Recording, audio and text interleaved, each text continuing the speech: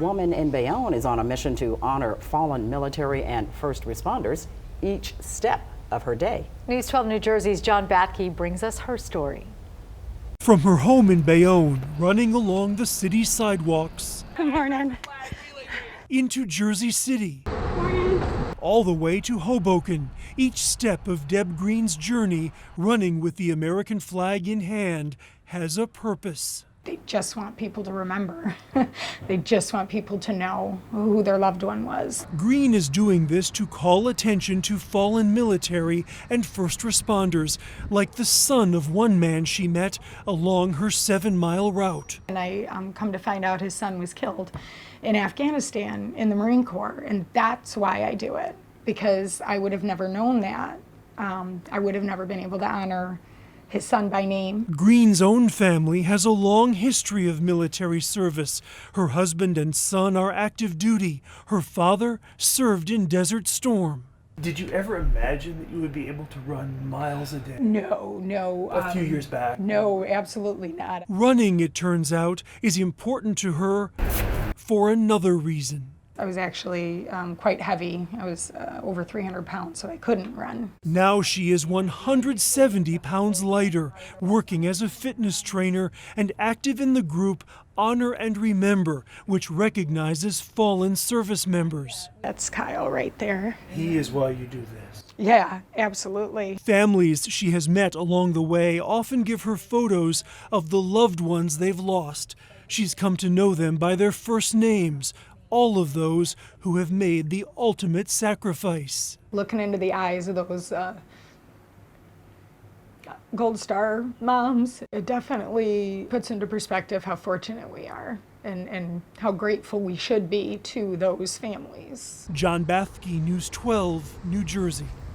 When you get married in the midst of a global pandemic, Look at that. There you go. at face value, things aren't much different.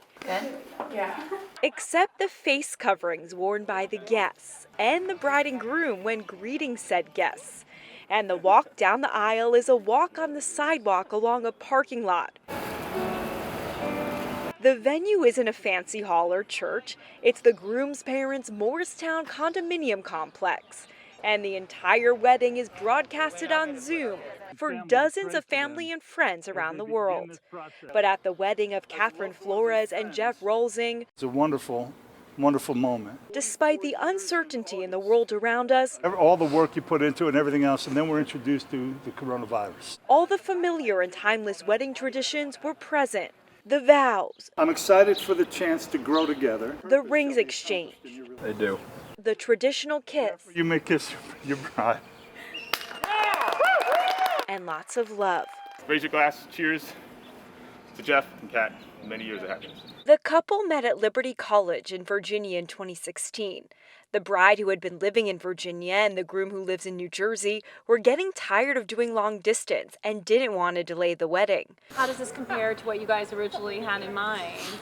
I think it was a little bit better. Yeah. I hate to say it because we planned so much, but I think that it was like spontaneous and fun, and everybody, family and friends, just bent over backwards for us to make sure that this day was exactly what we wanted. Thank you for coming. We love all of you so much. And while it wasn't the wedding they originally dreamt up, they say it ended up being the wedding of their dreams.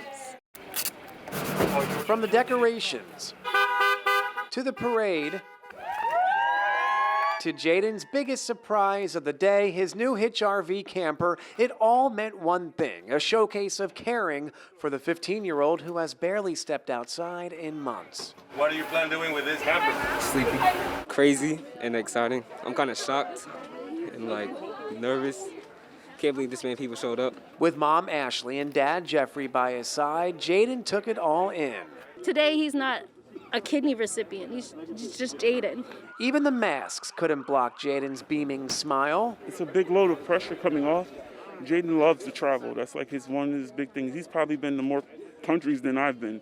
And because of COVID, he hasn't been able to travel. And in this COVID-19 pandemic, these wishes carry even more meaning. Days like this, when we're granting a wish, this is what it's all about, but especially being able to engage the community when very often these wish experiences are private. I get to relax inside the camper by myself now and get to reflect on everything. So yeah, this is nice. The folks from Make-A-Wish want you to know, watching this at home, this cannot have been possible without all the help from the donations over the years.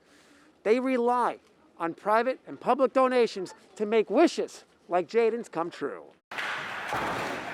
Once you hit the ice, it's business as usual. Hockey is back for the New Jersey Titans in an empty arena. Spectators are not allowed in. I don't think it affects the game at all. The puck's going to drop, you're going to play hockey, you're going to be held accountable to do the job on the ice that you have to and compete hard. The Junior Hockey League's coach and general manager Craig Doremus says the sport already makes it easy to physically distance with face coverings and no need to touch the puck. We're using UV lights and fogging machines to make sure that all the common areas are safe and sanitized for everyone, including the scores booth and the player boxes and the penalty boxes and any common touch areas. When walking into the arena, players already have to be in uniform because locker rooms are closed. The closest thing they have to a locker room is an outdoor area where they can just put on and take off their skates. And of course, all that can't be done without a temperature check and signing in at the front desk. It's a little bit different, but it's for the better, I think. The team's athletic trainer says the time off the ice hasn't affected the players' performance as they were still able to train on their own. When I'm interacting with them, I'm wearing gloves, I got my mask on, you know, especially if I'm getting in their face doing some manual therapy or something like that. Coach Doremus says overall, the team is willing to do whatever it takes to play again. The hockey keeps them on track academically and keeps them on course to focus on school and make sure they're keeping up their grades. So I think that the health benefits, mentally and physically, way out compound any risks potentially that could happen. The team had to sign a code of conduct confirming that they plan to follow social distancing protocol even outside of games and practices. In Middletown, Christy Kalishian, News 12, New Jersey.